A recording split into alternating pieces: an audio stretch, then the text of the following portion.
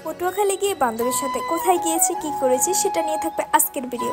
So hello everyone, myself Anamika and welcome to my another video. আজকে আমি চলে গিয়েছিলাম পটুয়াখালীতে। বলতে গেলে অনেক দিন পরে আসা, কারণ পড়াশোনার চাপে আমি পটুয়াখালী একদমই আসতে পারি না।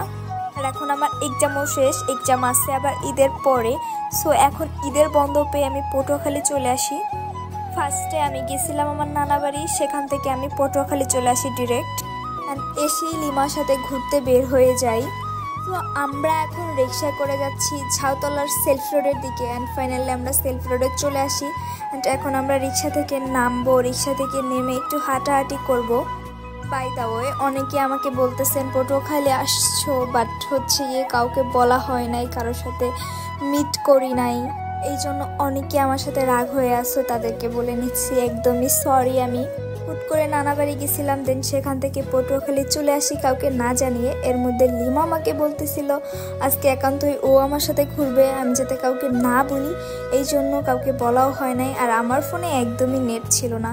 সো আমি গিয়ে বের হয়ে পড়ি অ্যান্ড এখান থেকে শ্যুট করতেছিলাম। অ্যান্ড অনেক দিন পর যেহেতু ওর সাথে দেখা, ওকেও কিছু ছবি ভিডিও নিয়ে দিচ্ছিলাম অ্যান্ড ও আমাকে নিয়ে দিচ্ছিল।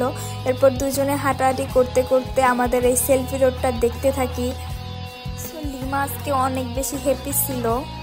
ও আমাকে বলতেছিল যে সব সময়ই তো কেউ না কেউ থাকে, সো আজকে প্লিজ কাউকে বলিস না। এই জন্য আর কাউকে বলাও হয় নাই, আর আমার হাতেও তেমন একটা টাইম ছিল না, এই জন্য কাউকে বলি নাই।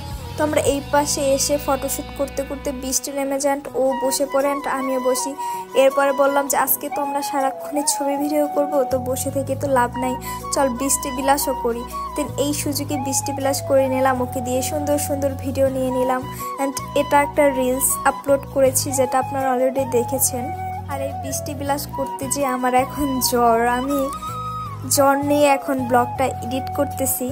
আমার জন্য সবাই দোয়া করবেন, আমি যেন সুস্থ হয়ে যাই। একটানা অনেক দিন আমি বৃষ্টিতে ভিজছি, মানে বৃষ্টি দেখলে আমার ভিজতে ইচ্ছা করে। আর এখানে সে অনেকগুলা স্টাইল মনে রেখেছিল, এভাবে এভাবে ভিডিও করতে হবে এভাবে বলতেছিল, আর আমি সেই ভিডিওগুলো করতেছিলাম। বৃষ্টি একটু কমে আর আবার শুরু হয়ে যায় ঢং। সো গাইস, আমাকে মনে হয় অনেক পিচ্ছি পিচ্ছি লাগতেছে, কারণ আমি একটু শুকায় গেছি।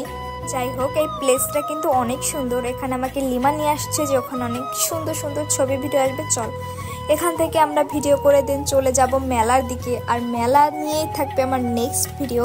সবাই ভালো থাকবেন, সুস্থ থাকবেন, আল্লাহ হাফেজ। আজকের ভিডিও এই পর্যন্তই, টাটা।